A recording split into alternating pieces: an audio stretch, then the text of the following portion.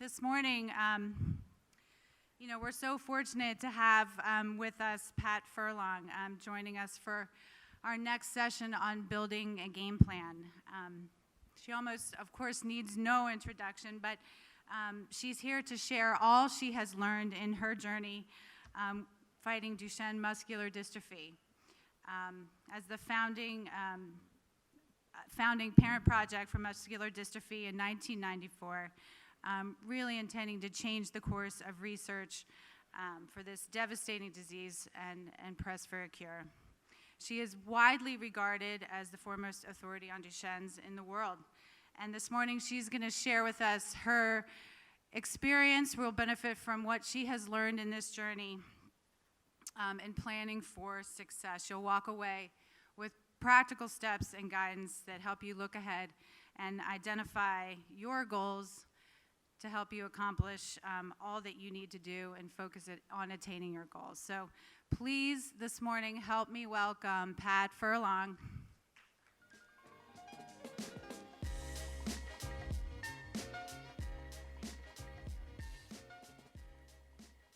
Good morning. Well, I think we all go home, party's over, after Bonner. I think we know what to do, right? What an amazing speaker and what an amazing journey. So we're all here on a journey, and I guess I'm reminded by Bonner's talk about the Shawshank Redemption, right? Hope is a good thing, perhaps the best thing, because hope never dies. So all of us are on this journey. I am along on my own journey in Duchenne muscular dystrophy, and I know that every time someone receives a diagnosis of someone they care about, the instant thought is, how do I get back to the life that I had, the plans that I wanted? 2 weeks ago, my nephew, one of my very favorite people in the world, out in Silicon Valley, 2 little girls, 47 years old, called and said, on a regular checkup, they found that I have pancreatic cancer. Now what? So we're on a journey in pancreatic cancer with Jeff.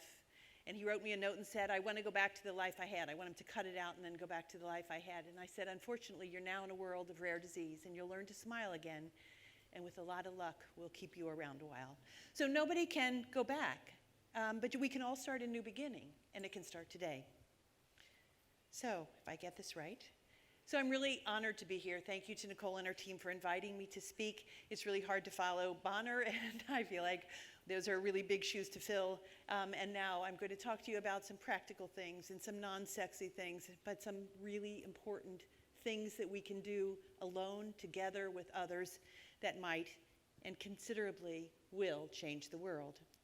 So this is my little friend. Her name is Grace Capeless. I work with her mother. Her mother is our COO for PPMD.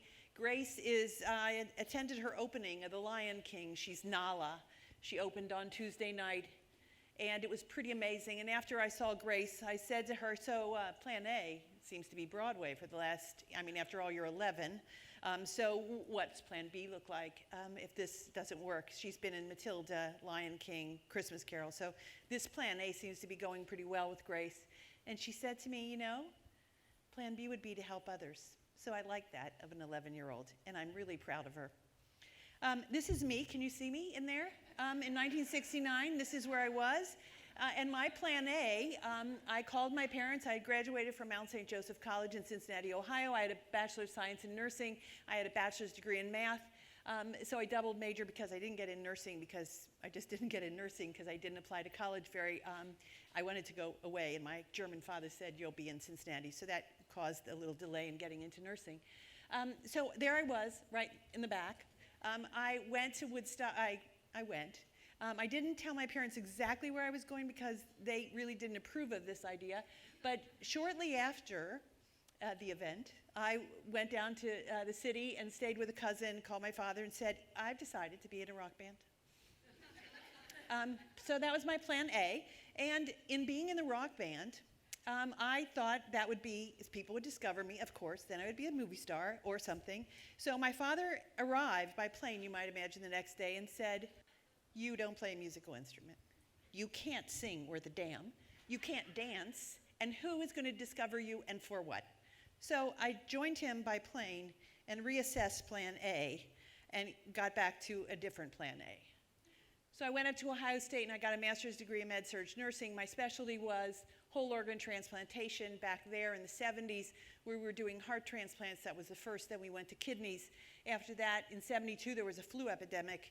And in my ICU, I had people with flu who didn't survive. One of the things that I noticed going into the ICU and running it that very first day was our statistics were that 80% of the people wouldn't make it out of my ICU. Not from the transplants, and certainly not when we had the flu epidemic and switched over. And on the wall of that door was that people who cared about the people who were in my ICU were able to visit with them 5 minutes on the hour for 4 hours in a day, 2 in the morning and 2 in the afternoon, because we didn't want them in our way, right? So what we were saying to those patients who were dying is that you get 20 minutes to say goodbye. And I hated it, hated it. And I knew that we were wrong because we were focused on diseases and illnesses without focusing on patients. And I caused a little bit of a revolt at Ohio State University Hospital, and we completely revised how we did things. So this was me in 1984. Roll forward, I had had a career and came into Middletown, Ohio, which is a small rural community. Used to be the home of Armco Steel. Now Armco Steel has moved out and changed its face many, many times, although we still have the mill there. My husband, Tom, is a family practice doc. He had been elected president of the medical staff. We thought that was pretty exciting. I had passed the MedCat because all of my children were potty trained, and we agreed together, Tom and I, that once they were potty trained, I could go to medical school if I passed the MedCat. And I think he was a little iffy on whether I passed it. I passed it, and that was in May of '84. Jenny, the blonde in the back with the red sweater and red and white sweater, was 10. Michelle, to her or your right, or is that left? My right, your left, was 8. Christopher, with his mouth and the little sly smile, was 6. And Patrick, sitting in the middle of Tom and I on our very formal picture, was 4. No one wanted their picture taken. We had to do this formal portrait for the hospital, and we were all really grumpy about it, so we tried our best to unsmile, smile. That was May. In June of 1984, after complaining and expressing real concern about how these 2 little boys were moving, they weren't moving very well. They couldn't do the steps. They couldn't jump. They sat and colored while my neighborhood kids ran around and did crazy stuff. And so I convinced myself that I was the best mother with the most well-behaved children, or something was dreadfully wrong here, because that husband of mine played football for Notre Dame as a defensive end, and they were going to be as big as he was, 6'3" and 220 pounds. And they were big boys, but they weren't moving. And so on that day, that Christopher finally, someone listened to me, and he had a little injury. I took him in to see a friend of ours, an orthopedic surgeon, who said, Christopher has Duchenne muscular dystrophy. What does Patrick look like? I said, 2 years younger, the same body type, and he said, then you have 2. So I rattled my brain and said, now, I went through pediatrics, but I admit that I closed my eyes because I didn't think children should get sick, and certainly not my children, because I only wanted to deal with adults. And he said, here's what happens in Duchenne muscular dystrophy. You will find that you're going to walk very much alone, but you're going to need to walk with people together because you're going to be in an environment where you have to walk with people. And Duchenne muscular dystrophy is a disease that is a progressive, debilitating disease, and your sons will not live to be 20. And in between there, they're going to lose the ability to walk, they're not going to move their arms, they're not going to breathe, and they're going to die. And so on Tuesday, this Tuesday, the 29th, Christopher will be gone 20 years. So it's been quite a journey. So what did I do? I went out and borrowed $100,000. That wasn't a good conversation with my husband, but I borrowed it because I said to him, listen, I passed that MedCat. I think I can cure this disease. And he was like, right. I don't think you can. And I said, no, I can. I absolutely can.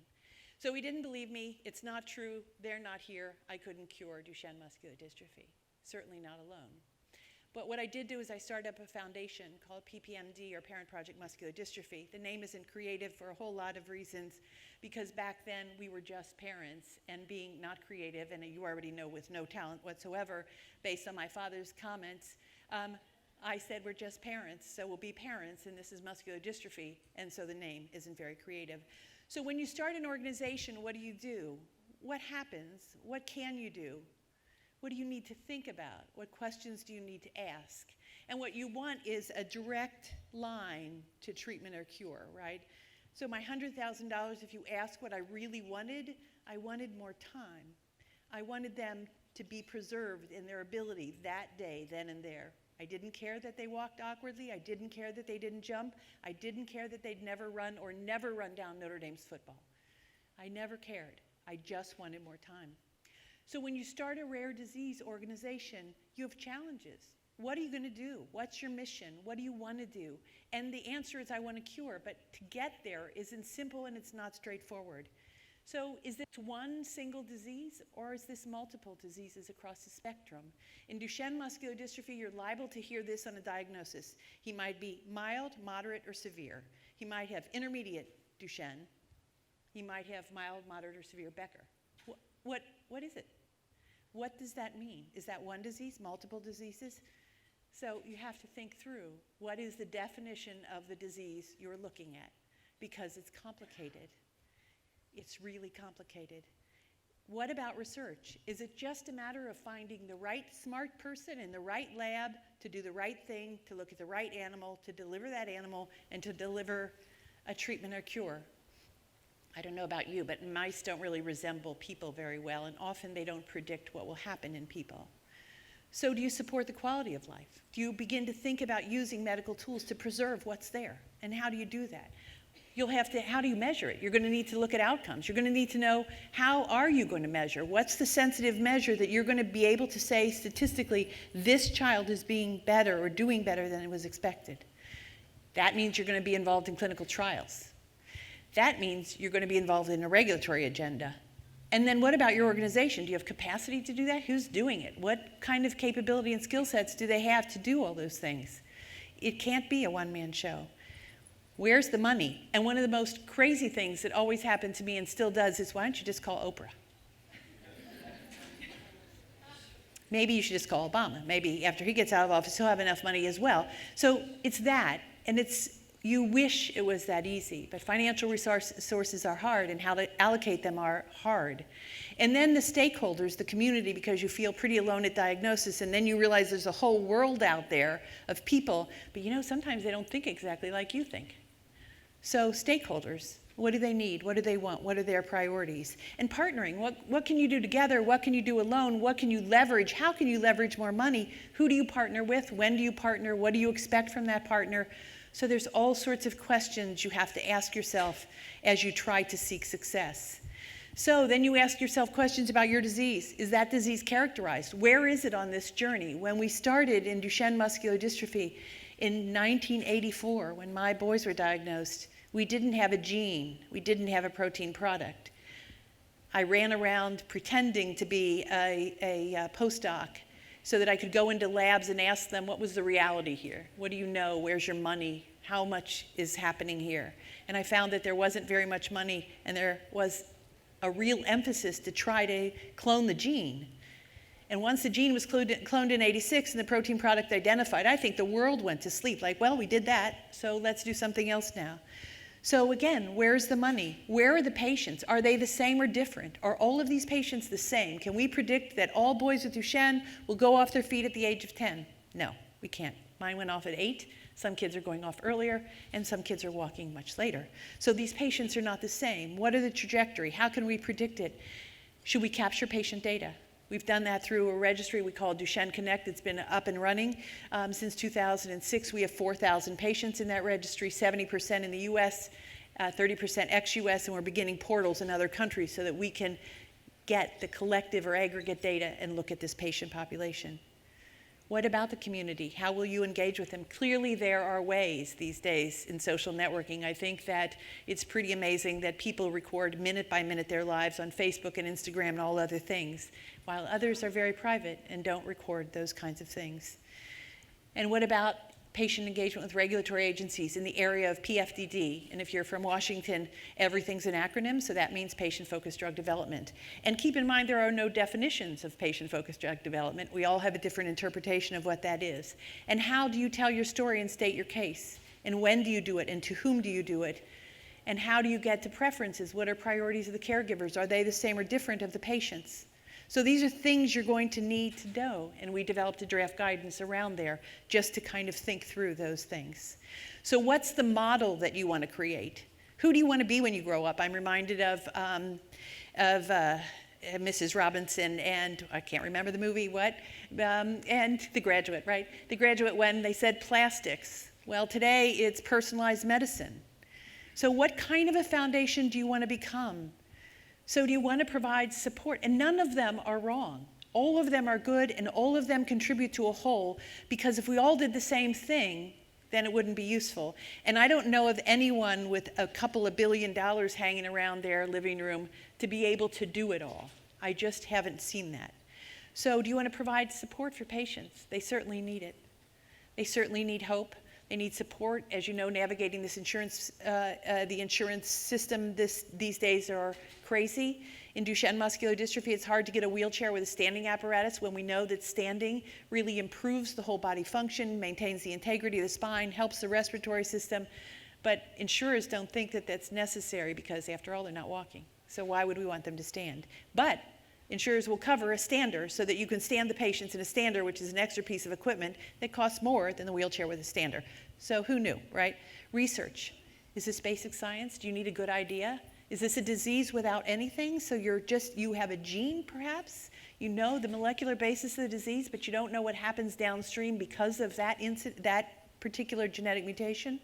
Clinical research, surveillance, how many people have it, who are they, where do they live, what do they look like, data collection. So all of these things you can do as an organization that are meaningful and useful and important.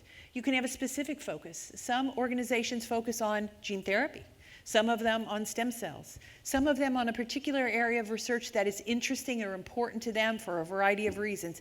And I think that's terrific. There's venture philanthropy out there, that is investing in compounds or companies and taking a piece of that business so that you can generate an income should those get to approval, and then have an investment portfolio in other things. Some are comprehensive. They look at it like a race, and they invest in research and advocacy, care, and education. And look at all those 4 pillars and say, what can we do? You can have a hybrid. You can mix it all up and make up your own thing and do whatever you would like to do. And you have to know that in research, not all things are sexy. It's wonderful to say, I just invested in XYZ compound and I think it's going to be magic. But in order for that compound to get to be approved, we need to understand biomarkers. We need to do clinical trials, support for clinical trials. We may need a disease progression model so that we can stratify for trials, figure out who should go into the trial, or on the other side, analyze the trial to see if there was a subset of people that responded to this compound, and maybe another one didn't. And then understand why that happened. So there's models, and then the business of foundation. Where's the money? It's always where's the money, right? And I don't think Oprah's line is open very well. And who runs the business of this? Who sets the strategy? How do you know it's a good strategy? Who tells you that it's a good strategy? Who defines the metrics? Do you evaluate it? Do you know? Do you invest in something and then look specifically and say, was that a wise investment? I can tell you that in about 2000, 1999 or 2000, the idea of antisense oligonucleotides or exon skipping was coming into the forefront. It was a crazy idea, and animal models looked very interesting. So we thought, all right, there are 2 labs that are very interested in it. One was in Australia, one was in the Netherlands.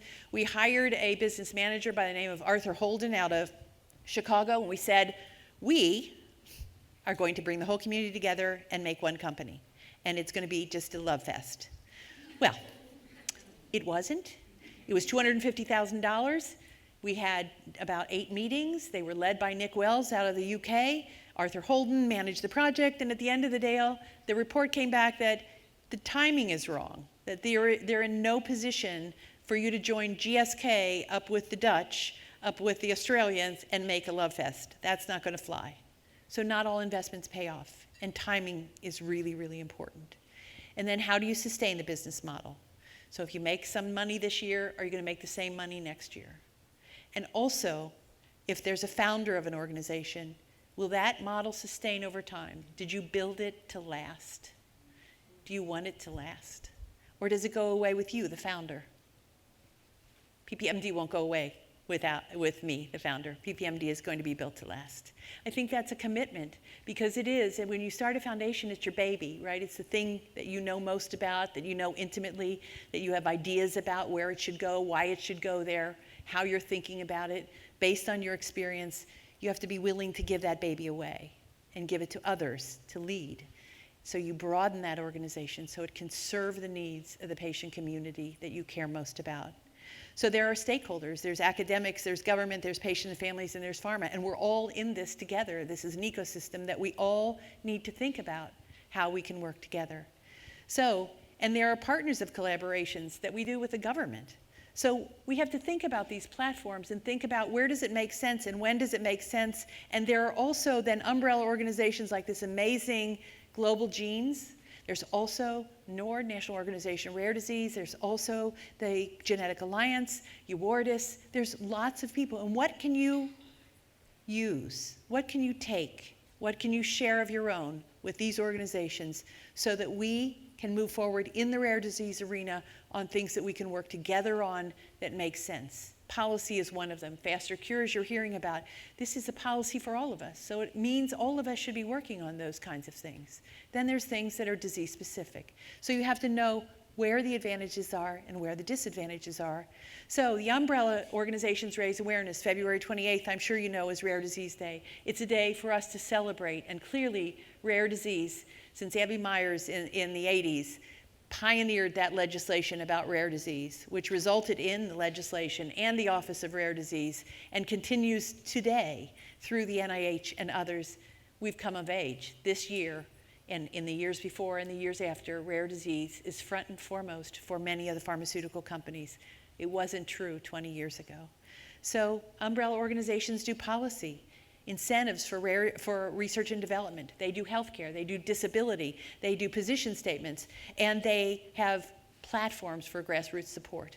So these are organizations we need to support because they support the things in the legislation that is going to directly affect what we do, how our patients get and navigate through approvals and drugs and access those therapies that are going to come online. So the umbrella organizations are helpful. They are really helpful from beginning to end through the development process, the drug development process, from trials through reimbursement and everything in between. So they can help, they can be advisors and guides. They offer also patient assistance programs. So sometimes you just have difficulty accessing something. Some of them are medication specific, some of them may have more general information. So when people need access, this is a good place to start. It may not be the ultimate place you land, but it's certainly a good place to start. So there are challenges in all of our organizations, every single one of them. For the umbrella organizations, they're spread thin. They also don't know much about your particular disease, so you can't go to them and say, are you going to be an expert in Duchenne muscular dystrophy? The answer is no.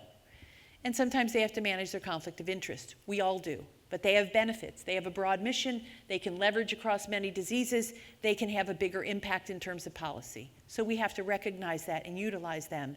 Even government can be helpful. My father would have said no, but government is very helpful. There's NIH, there's RAID, there's TREND, there's grants that are available to really move the drug development forward. The FDA programs, the fast track, the accelerated approval, breakthrough designation, these are all really important tools for the rare disease community, and they help us get to approvals faster. Newborn screening is important because I think we know in the rare disease community, if we identify patients earlier, then we can intervene earlier and the outcomes might be different. The landscape dramatically changed. PCORI, patient-centered outcomes research initiatives, PCORI, and we are happy and lucky to be a patient-powered research network, having received our second grant for Duchenne Connect. So Duchenne Connect is with PCORI, Patient-Powered Research Network. It is combined with Geisinger Health and on the platform Research Crossroads. And soon we will be offering CareSync to many of the patients in our Duchenne Connect registry. So CareSync is able, and I'm not technologically able, but what I understand what it'll do is you identify 7 providers and it'll reach in and get those medical records and connect them with your patient-reported outcomes. So a way to look at big data and look really deeply at these patients as we collect data and understand their trajectory, what's important to them, how they access therapies, and what those outcomes will be over time. So government organizations also challenges. They're also financially constrained, they're competitive, and they're slow. And I think we have to just recognize that. There's no way to speed up the NIH, right? It's a process. It's a process. Although it brings credibility. NIH grants are real credibility to the process. So, and there are bigger financial resources at the NIH. So they offer grants of lots of money, 50,000 to several million, depending on what system you've gone into. And they also are quite aware of how to leverage across diseases. So these are real advantages when you're thinking about, what do I do next? How do I do it? How can I do it better? How can I take a small amount of money and leverage it into much larger money? So we've done this a number of times. We funded Imaging DMD, which is a group in Florida that started out to ask the question, could we image the quadriceps muscle? And in imaging the quadriceps muscle of boys with Duchenne, could we predict when they'll go off their feet? Could we understand whether an intervention is helpful or not? Could we ask some of those basic questions? So they came to us for $250,000, and we said, okay, you start this, get some data, go for an NIH grant. I'm happy to say they were just awarded the second in a series of NIH grants. It is much bigger money. It's now a 4-site study, natural history study of MRI, and soon they'll be able to predict the trajectory of the disease based on MRI and some of the biomarkers that we've all worked on. So I think that this is it. How do you leverage? How do you build upon small money or smaller money and get more bang for your buck? So academic researchers are going to be helpful as well, and physicians are helpful as well. Sometimes not so helpful, but many times very helpful. So I think that this is an important recognition of their partnership as well. They're going to know your disease, so that's the good thing. They have expertise in model systems, so you can ask them, rather than building yourself a zoo with a mouse and a dog and a monkey and a gorilla model, you can say, what's the best model? And in the mice models, what's the best model in particular for my disease state? Those clinicians have access to patients. They also are involved in steering committees and data safety monitoring boards of companies so that they can look at this trajectory in terms of drug development across paths. They may not be able to talk to you about it as their members, but they certainly can share that experience in their head with some of your questions. They can support you in regulatory interactions and certainly support industry. They can provide testimony at advisory committee meetings, and as we all want to get to combination therapies, because I think we all sit here and know that there isn't a magic bullet right now for any one rare disease. It's unlikely in the nearby future, and so we're going to need to combine these therapies to really stop progression of a rare disease. So they also have challenges. Those academics and clinicians don't have much time. They're always pressed for time, and we know in the Duchenne world there are some of the clinical sites running 7 trials at once. Their regular clinical load, and then we call them for a question or serve on a committee, and they're like, sure, can we do it about 3 a.m. to 4 a.m., and I'm happy to talk to you then. So also you're dealing with an institution, right? And it's not about giving money to that particular lab to do a particular thing. That has to go through a whole series of processes within the institution, which can take time and cause a great deal of frustration. So, and they have experience with industry and can provide that insight.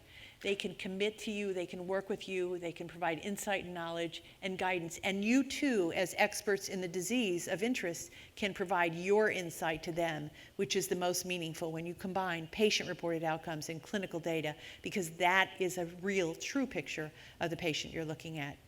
So in rare disease, we're there. We're in this environment and we're in the center of it. And all of these stakeholders are going to help at some point along your journey. So it's not a journey of one, it's a journey of all of us together. So I'm going to talk a little bit about some of the things. We are one of those hybrids. We look at what we do in terms of pillars, race or care, however you want to spin that acronym, research, advocacy, care, and education. We also have a philanthropy model in that, or venture philanthropy model in that for the last 8 years, we provided support to a validation lab at the University of Pennsylvania. So the validation lab validated compounds from industry at no cost to industry, because sometimes young biotechs do not have the money to validate whatever it is they're looking at, whatever compound or biologic. So the lab at the University of Florida, or now the University of Pennsylvania, which has now moved to the University of Gainesville, Florida, is under the direction of Lee Sweeney. So we have We've done it a little bit under the table, so I can say that out loud now that he won't be fired from the University of Pennsylvania for listening to this. Tech transfer of universities takes time, sometimes 18 months to 2 years. We weren't really interested in wasting time, so we separated ourselves from the validation lab to some degree. We were not in the CDAs, so Lee was able to do the work, report generally back to us, and then we served with a licensing agreement with the companies.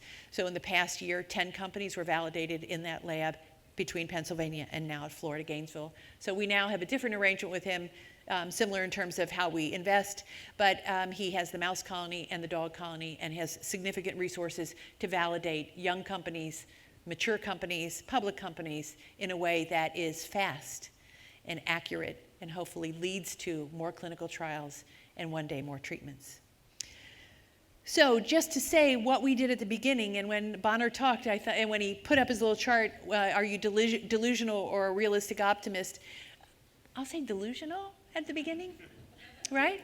So I'll vote for delusional. We were looking all over the world to say, what's going on in this world of Duchenne? Can we find magic? And keep in mind, we wanted magic. So we heard in China that there was a neurologist who was delivering to her patients a concoction of tea. The boys would drink this tea 3 times a day. They would receive acupuncture 2 times a day. And these young men were walking longer. And keep in mind, this was early in the 90s. When steroids weren't used in Duchenne, boys were off their feet between 8 and 10 years old. And it was pretty horrible to watch. So if this person in China was giving a few more years, remember, save time, preserve function, we would go there. So we had some people go to China. We brought back the tea, which was a bag of stuff that included leaves and centipedes and bark and stuff. And you boiled that down, and then, of course, your sons would drink that, right? Because why wouldn't you? It smelled a little like mud. So our boys do lots of things for us. Our children do lots of things for us. But we wanted to know, what is this? And really, was it working? So my colleague Elizabeth Vroom, we had several parents from the US go over there and take part in a 3-month whatever. I'm not sure I could call it a clinical trial, but we'll just say thing. And then Elizabeth teamed up with some friends in Europe, and they went over there and took a look at what this was, to look under every rock. So Anthony Erdesbiria, a very old and good friend of ours, and Elizabeth Vroom and Jean-Claude Kaplan went over.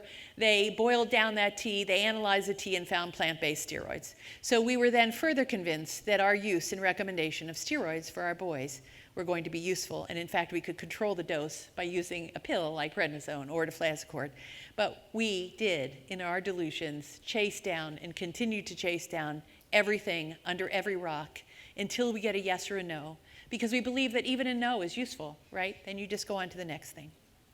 So this is our strategy in PPMD. We fund opportunistic research, we engage in robust advocacy, we demand integrated care and education, and we engage our entire community. And I'm going to just show you a few examples of how we do it. So this is how we think. We think we should fill in the missing pieces, and not all of those missing pieces are sexy. In fact, some of them are kind of boring, but if you don't do it, then you can't get to the end game, which is treatments for all boys with Duchenne muscular dystrophy. So a couple things that we look at now. This was empty when my boys were here. Treating Duchenne was nothing. When I said my sons have heart disease because I saw the fluid collection, nurses know fluid collection, the physician said to me I was crazy. When I said they're getting CO2 toxic at night, they said I was a worried mom. They died of heart failure and CO2 toxicity. So this was empty. Today, this is what it looks like. We not only are looking at opportunities to replace truncated form of dystrophin, we're looking at gene therapy to replace dystrophin with a company called Solid. We're also looking at utrophin replacement, alternate protein replacement like follistatin, and then looking at the whole downstream pathology of what happens when dystrophin is gone. And looking at this, we now have 27 companies that are investing in the space of Duchenne muscular dystrophy, and today, 20 years later, more than a $5 billion investment in this disease. And in 1984, the investment was less than $5 million a year, collectively. So the world has changed for Duchenne. It has changed not just because of a single foundation or a single government entity or a single umbrella organization. It has changed because there are many people contributing to the whole and desiring change. So this is how we engage in the pipeline. And you can look at how we do discovery through post-market. We are looking at everything we can do in those spaces so that we can contribute to the whole. This is probably a better picture of it for you so you can see what we do. We see this as our space to look and be very nimble about what is the advantage, what is the opportunity, set out the strategy, and go after it. And once we set out a strategy, we are nonstop on moving on it. So this is a little bit about our registry. So Duchenne Connect is a registry. It was started in 2006 to collect patient-reported outcome. We wanted it to be robust. We wanted it to be meaningful, and we wanted it to be useful to the community. So this is a registry that has curated data. We have 2 genetic counselors, soon to be 3. We have a genetic testing program, so we offer free genetic testing. This is supported by 3 different companies. Free genetic testing to people who have barriers, whether those barriers are illegal, insurance, age, whatever. So we support that. We soon will open up for carrier testing because we think females need to understand what if they are carriers.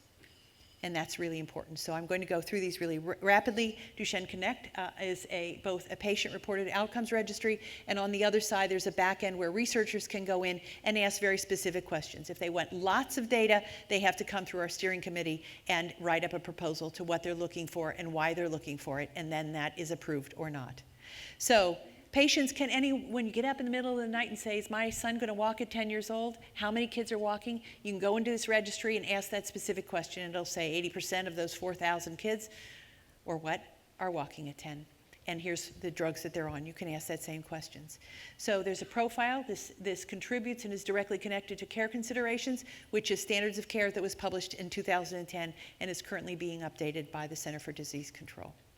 So this is our approach to looking at taking that Duchenne Connect data and morphing it over to care, because patients are voting with their feet and going to specific centers. They shouldn't have to. You should be able to receive optimal care in your neighborhood, or at least within about 250 miles. So we wanted to improve and standardize care and to ensure and give patients confidence that, in fact, good care is available at certain centers. So we developed an international team to create standards of care in terms of how to apply them, how to look at the metrics, and then we instituted our certification program. So this is an international process that is now being adopted in the UK. And this is just to improve and standardize care, give patients the confidence that where they're going has and is giving optimal care to their son, that they're getting the best care.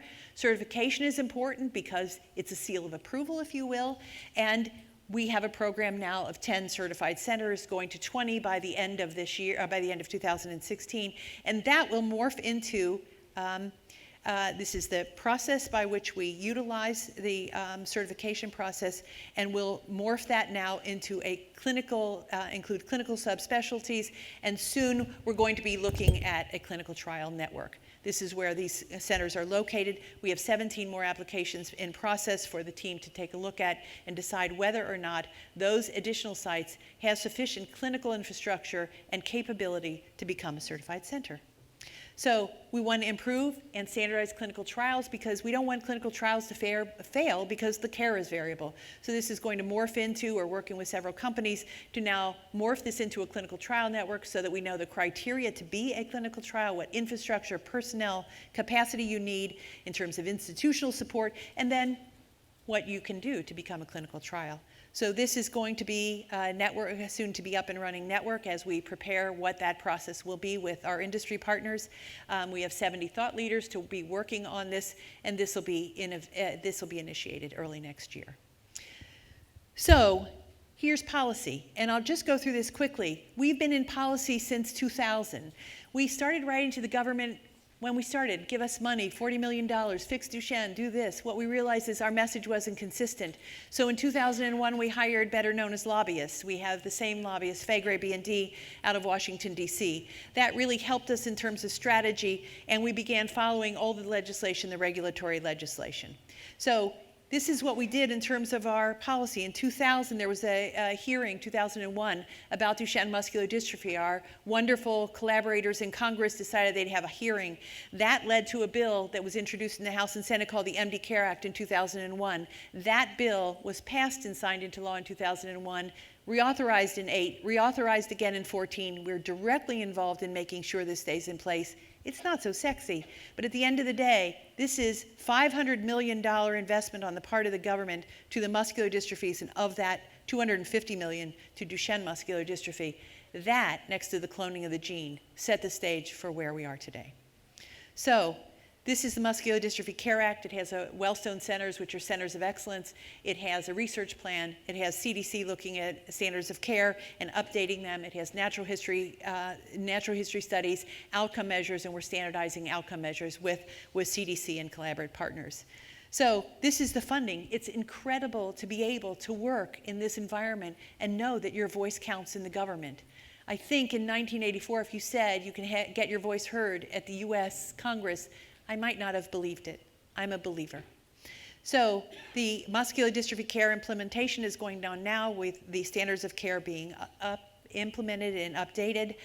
We were heavily involved in FDASIA and PDUFA 5, and that led to our ongoing interactions with the FDA.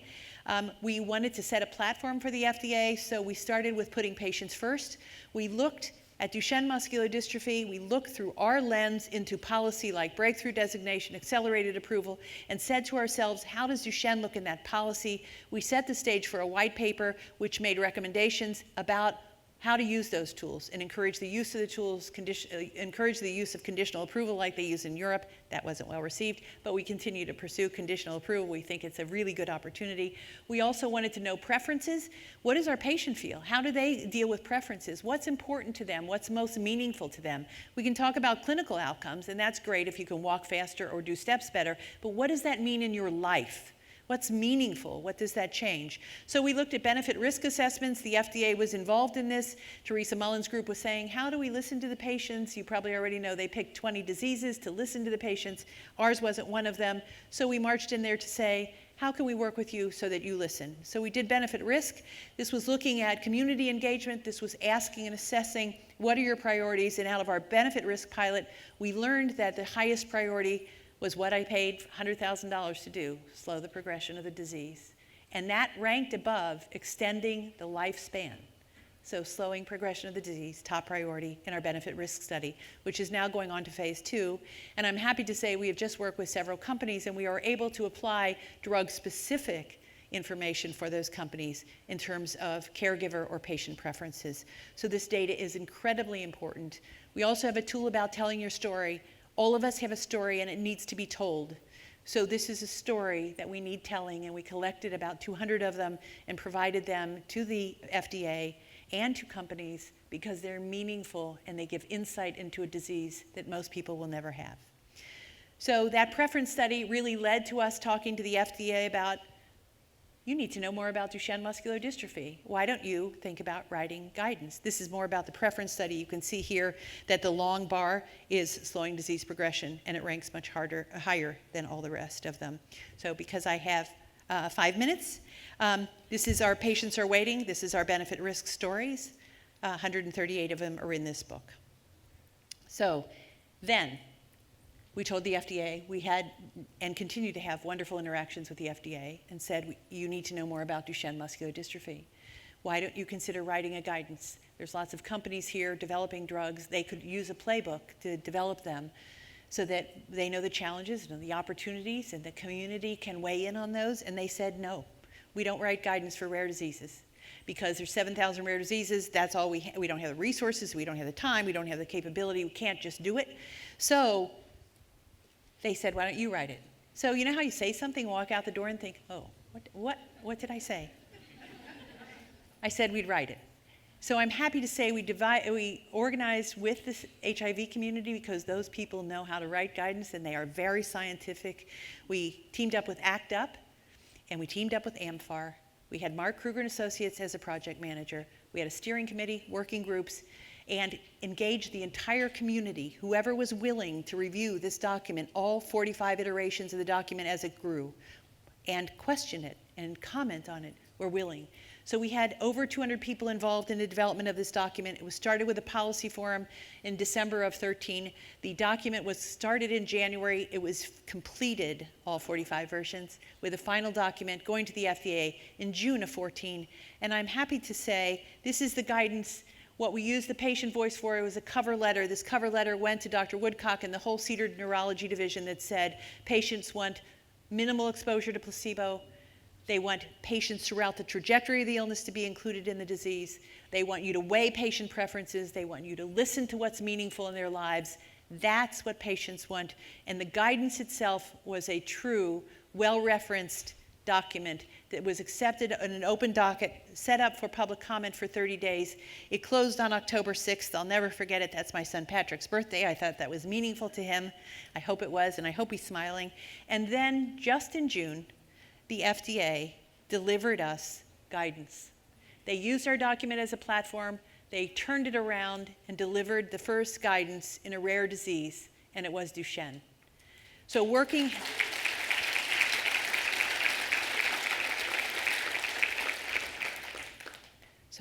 with partners to say to yourself, what can you do? What can you leverage? Who do you need to work with? Who's your best partner? You can't do it alone, but we can do it together. So this is our stated preference work in the area of pulmonary. We were working with Santhera Pharmaceuticals. We found in a patient preference study directly in line with their particular drug that the highest preference in pulmonary outcomes is, some people thought, to be able to be comfortable in bed, to sleep all night. It isn't. It's the ability to cough. It's the ability to cough. They want their heart to keep pumping, and they want to be able to cough. Highest preference. That preference study will be included in the NDA that Santhera provides to the FDA. So we're now on phase 2 of benefit risk. The FDA has asked us to look at a broader group of caregivers, primarily parents, more than the pilot, so we're doing that. We're also looking at the patient preferences across the trajectory of the illness and comparing the caregiver preferences to those of their sons. So I guess it's the opinion of, is the parent's opinion and equation the same as or different than their son's? You know, you have to run the risk of knowing you might find something you don't think you're going to find. And we're willing to do that and provide it to the FDA. So, the demands and benefits. Being a rare disease organization is highly collaborative. You have to work together. The outcomes inform advocacy all around. People are using our models for benefit risk. They're using our models for draft guidance. We're willing to help and talk about that. You need a large number to participate. It can't be just one person's guidance or one person's idea. That doesn't fly. So we can do more together than we can do alone. So our role as advocacy organizations is vital. We develop meaningful studies. We're good partners, give good interactions, and we can change the world. We have an advisory committee of now young adults. My sons didn't live. They died at 15 and 17. They could have never been on this advisory committee, and I'm happy to tell you today that we have young, wonderful adults advising us. Who knew that we would have those adults? And sometimes they say exactly what you don't want them to say. But after all, they're our children. So we're in newborn screening. We're working with lots of people. We will hopefully expand our pilot next year. We're working with all the right people to get that done, because the earlier we intervene, the better. This is newborn screening. This is our validation pilot. So we do set out an agenda, get a strategy, and laser focus to deliver that. So this is what we do. We're working on cures, and I'm out of time, but go into policy. Faster cures is important legislation. It's gotten into this kind of lazy part where we're worried about it. So jump on that bandwagon. This is important legislation because it affects all of us. So at the end of the day, we're together. This was our rally on the Hill. It was a lot of fun to see all this red. So as a mom who lost 2 of her sons, which, as Bonner said, is the most difficult, I can say to you, even after 20 years, my chairs are still empty, but my fight is still on, because I think that every time I see a boy, every time I see a young waiter, I'm liable to tip him extra, because in my head I'm thinking, would Chris have done that? Would Patrick have done that? I just went horseback riding in Yellowstone. I think I was the oldest person on horseback riding. And the young Nate said, you know, I'm an engineer and then I gave it up and I want to ride horses the rest of my life. And I thought, you know, that Patrick would have done something just as crazy. So thank you for listening.